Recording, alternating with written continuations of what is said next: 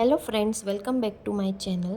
આજે મેં બનાવ્યું છે પ્રોટીન અને વિટામિનથી ભરપૂર મેક્સિકન ડીશ વેજ કેસેડિયા.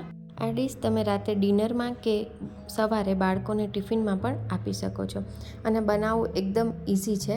તો વેજીટેબલ અને ચીઝથી ભરપૂર મેક્સિકન વેજ કેસેડિયા આપણે બનાવવાનું સ્ટાર્ટ કરીએ. અને તેની સાથે આપણે ટોર્ટિયા સીડ્સ પણ ઘરે બનાવશું. અહીં મેં 1 કપ બોઇલ્ડ સ્વીટકોર્ન, અડધો cup green capsicum, 1/4 cup red and yellow capsicum, 1/4 cup tomatoes, 1 cup boiled rajma અને 1 કપ ગ્રેટેડ પનીર લીધેલું છે. હવે અહીં એક કઢાઈની અંદર 1 ટેબલસ્પૂન તેલ, 1 ટેબલસ્પૂન ઘી લેવાનું છે.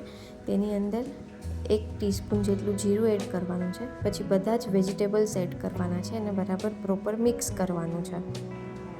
એકદમ કલરફુલ ડીશ બને છે આ અને બાળકોને ખૂબ જ પસંદ આવે છે.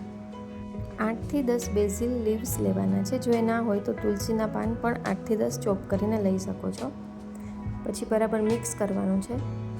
સોલ્ટ તમારા સ્વાદ મુજબ એડ કરવાનું રહેશે.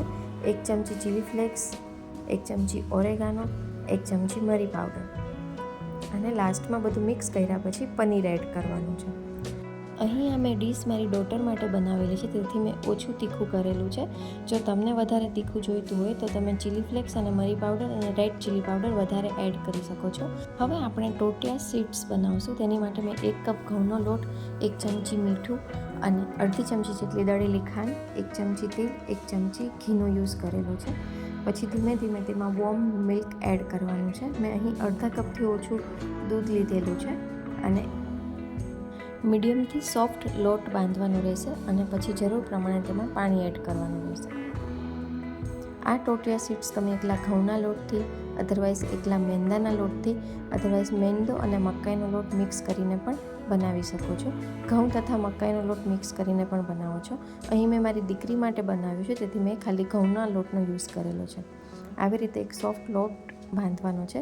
તેને તમે 15 મિનિટ માટે પણ રેસ્ટ આપી શકો છો અને વધારે ટાઈમ હોય તો 1 કલાક માટે તમે લોટને રેસ્ટ આપી શકો છો. હવે આવી રીતે એક મીડિયમ સાઇઝના લુવા કરવાના છે. લોટ આવો સોફ્ટ હોવો જોઈએ. પછી આપણે તેને રોટલીની જેમ પતલું વણી લેવાનું છે.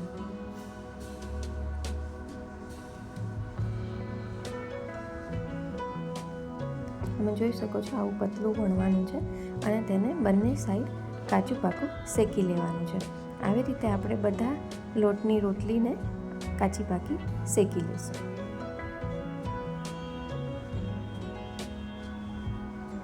આવી રીતે મેં બધી રોટલી શેકી લીધી છે. ટોર્ટિયા સીડ્સ શેકી લીધી છે. હવે ટોર્ટિયા સીડ્સના હાફ પાર્ટમાં આપણે ચીઝ ગ્રેટ કરી લેવાનું છે અને પછી તેની ઉપર સ્ટફિંગ એડ કરવાનું છે.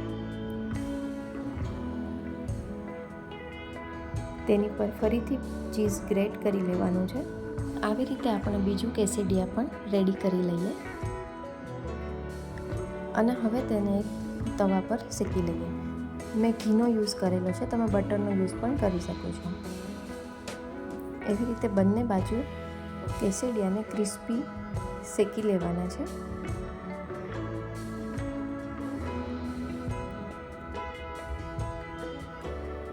જોઈ શકો છો એનું જે પડ છે એ એકદમ ક્રિસ્પી બનેલું છે. હવે આપણે તેને સર્વ કરીએ. અંદરથી એકદમ ચીઝી અને વેજીટેબલ્સથી ભરપૂર વેજ કેસેડિયા તૈયાર છે.